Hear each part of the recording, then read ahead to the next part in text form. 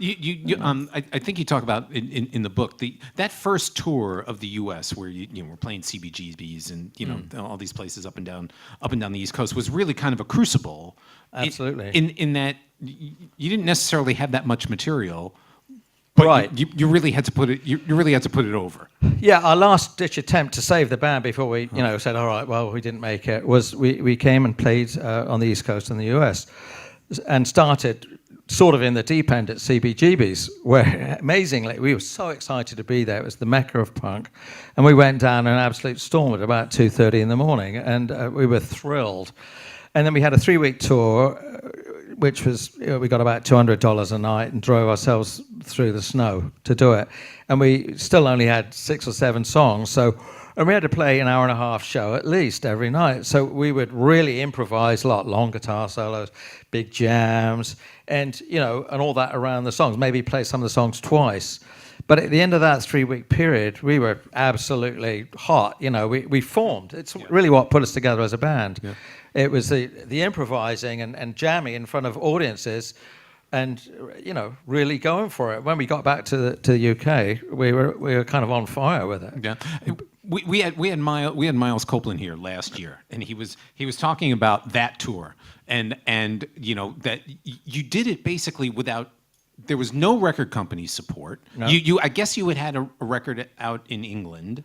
Or maybe he had made the deal with A&M at that point. Yeah. But they didn't want to know from you guys. No, they didn't really. And I'm wondering if you thought at that point that was just you were just pushing the rock up the hill.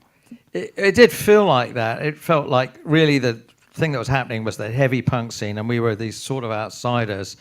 But of course, what happened was, our last issue attempt, we did the US tour, and then A&M in the US came to see us, and they go, "Oh, well, wait a minute," because they said to Miles, "Don't bring that band. We're not signing. We don't want. Don't even bother to come." We came anyway, and then they turned out and went, don't know. Actually, they're pretty good, And then WBCN with the disc jockey Oedipus right. started playing us round the clock. Heavy rotation in Boston. Boston, yeah. And it started.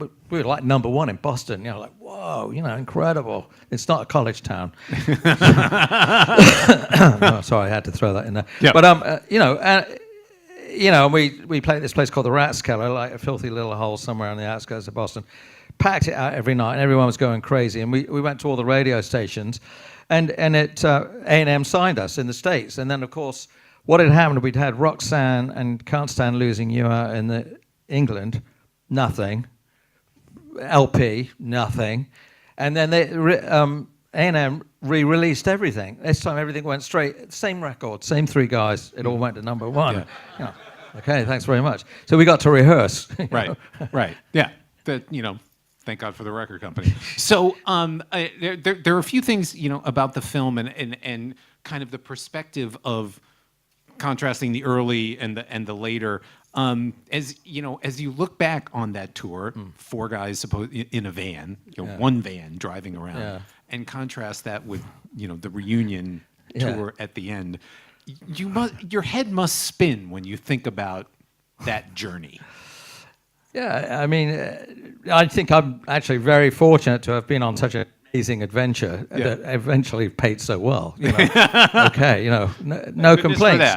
But I mean, in the overall scheme of thing, of course, you look back to the very early part when there's just, it was really the 3 of us against the world, really working very hard and, driving all over the US, trying to prove this point, because when we came here, somewhat similar to now, the radio stations were locked in their formula. You could not get in. They weren't going to play us.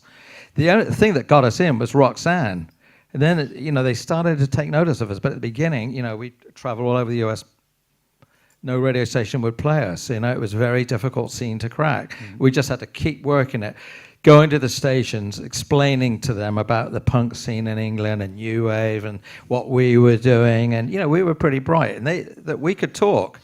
What was very fortunate was that the Sex Pistols had been to the US, really like ravaged the whole country. That did not go well. And everybody was scared of them. And But you know, they were like kind of agitated because they knew there was this punk thing happening and that they really ought to be getting into it and didn't know quite where to go with it. And then this band called The Police turned up with this great song, Roxanne, and we were able to go and talk very well about the UK scene and all the rest of it.